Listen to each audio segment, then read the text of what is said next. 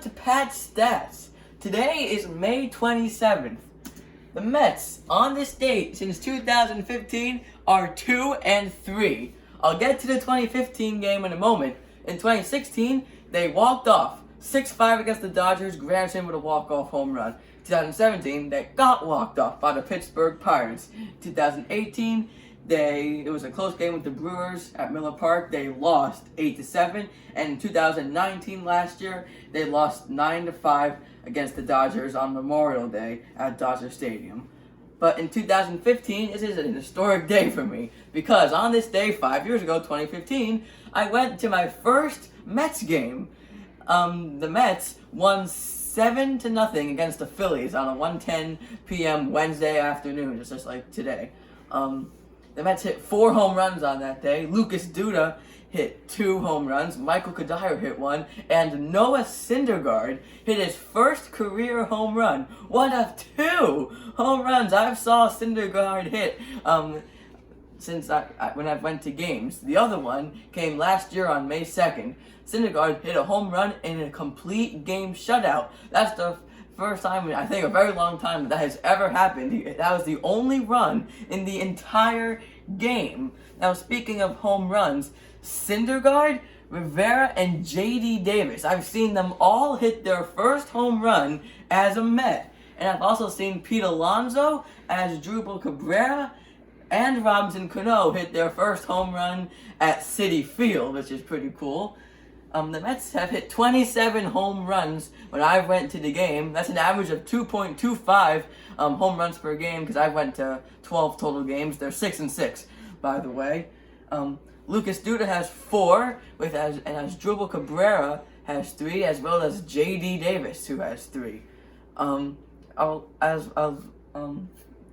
Syndergaard has 2, Granderson has 2, and Bruce has 2. Those are the people who have multiple home runs. As for the pitching, as I mentioned, Syndergaard with that complete game shutout, easily the best pitching performance I've ever seen. But also, I've seen Steven Matz pitch 3 times. He's been pretty good all those times, and only Syndergaard and Matz, they're the only 2 pitchers that I've seen pitch multiple times. I've also seen Jeurys Familia break the Mets franchise record for saves in a single season. That was back in 2016. And for as long as a couple other facts, I've seen 10 different teams play against the Mets, and I've seen 3 ejections. I think that's pretty cool. Alright, aside from me going to Mets games, this video is brought to you by Midland Park High School Varsity Softball. They're a great team. Go out and support them. I know they're not playing right now, but they will be playing very soon. So go support the Panthers. Alright, so we're going to do a little 2-part video here. We're going to be ranking every MLB stadium. Today, we're going to do 30 to 15. Tomorrow, you have to come back. That's 15 to 1. So let's get started.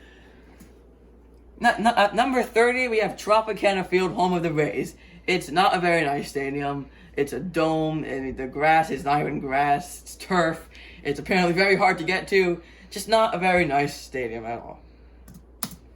29 is the Oakland Coliseum. These 2 stadiums are rumored to be getting a new stadium. This is also not a very nice stadium. It used to be shared with football.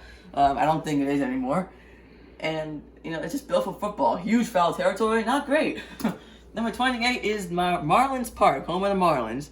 It's a very new stadium, built in 2012, and it's just not amazing. I mean, that home run sculpture is gone. That's an old picture, which is good, but, it's still, even though they've shortened the dimension, it's still a huge park, and it's not great, in my opinion.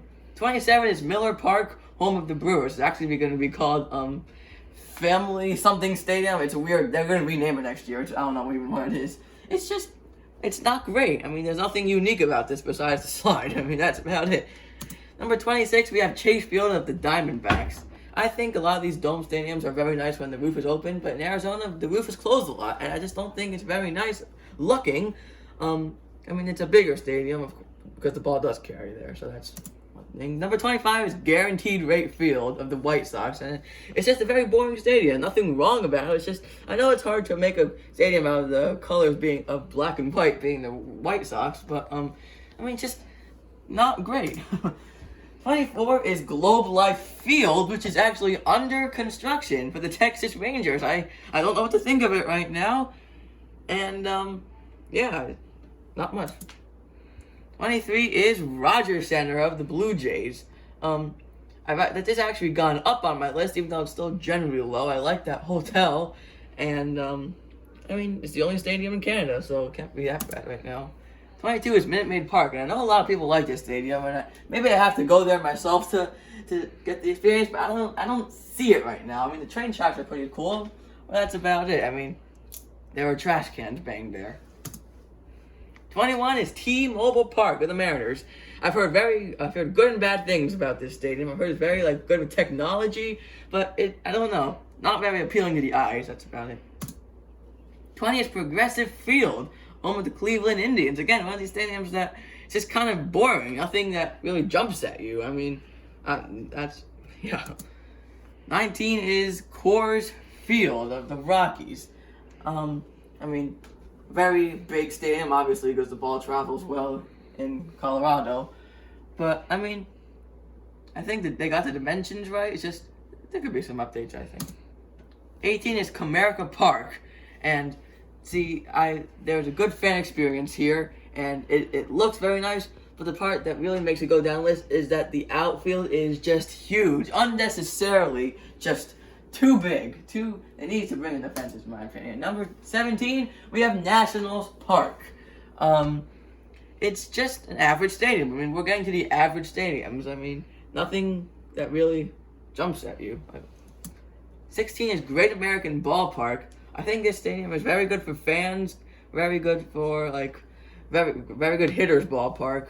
Again, not that much going for it. And the last stadium we will show you today is number 15, Target Field. The Twins, it looks nice. I mean, there could be some improvements, I think. Kind of reminds me of Citi Field a bit. I don't know. That's just me. But anyway, tune in tomorrow to see 1 to 14. You won't want to miss it. And thanks for watching Pat's Stats today. We'll see you tomorrow.